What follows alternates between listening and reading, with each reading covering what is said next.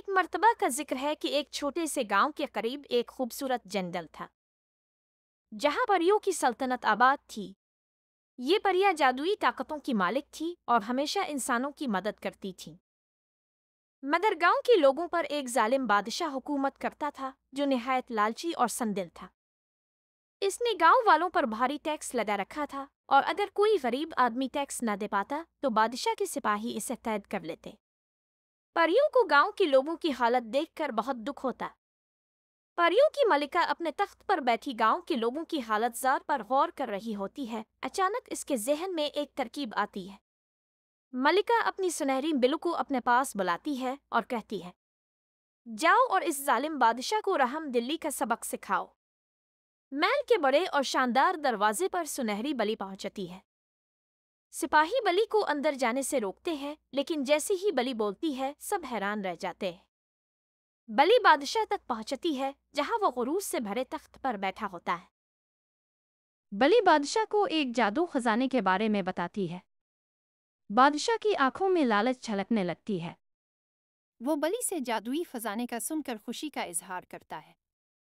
بلی اپنی چالاکی سے بادشاہ کو آزمائش کے لیے تیار کرتی ہے اور کہتی ہے اس کے لیے بادشاہ کو گاؤں کے لوگوں پر ٹیکس کم کرنا ہوگا۔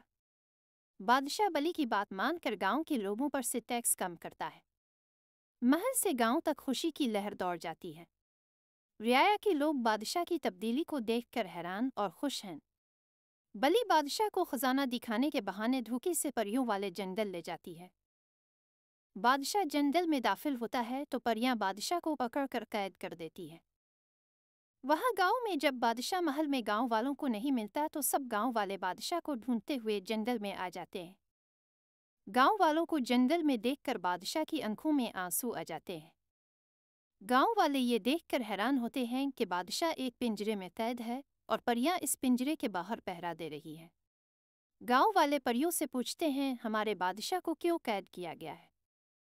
پریاں گاؤں والوں سے کہتی ہیں یہ بادشاہ بہت ظالم ہے اور اپنے عوام پر بہت ظلم کرتا ہے۔ گاؤں والے پریوں سے کہتے ہیں یہ ہمارے بادشاہ ہے اور ہم ان کو معاف کرتے ہیں۔ گاؤں والوں کی باتیں سن کر ملکہ بادشاہ کو آزاد کر دیتی ہے۔ بادشاہ بھی ملکہ سے وعدہ کرتا ہے کہ وہ اپنے عوام پر کبھی بھی ظلم نہیں کرے گا۔ اس طرح گاؤں کے لوگ بادشاہ کو لے کر دوبارہ سے اس کے محل میں الف جاتے ہیں۔ بادشاہ گاؤں والوں کی خوشیوں کو دیکھ کر سمجھ جاتا ہے کہ اصل خوشی دوسروں کو سکون دینا ہے۔ وہاں جنگل میں پریوں کی ملکہ بہی خوش ہوتی ہے۔ بلی اپنے مشن میں کامیاب ہو کر واپس آتی ہے اور پریاں خوشی سے اس کا استقبال کرتی ہے۔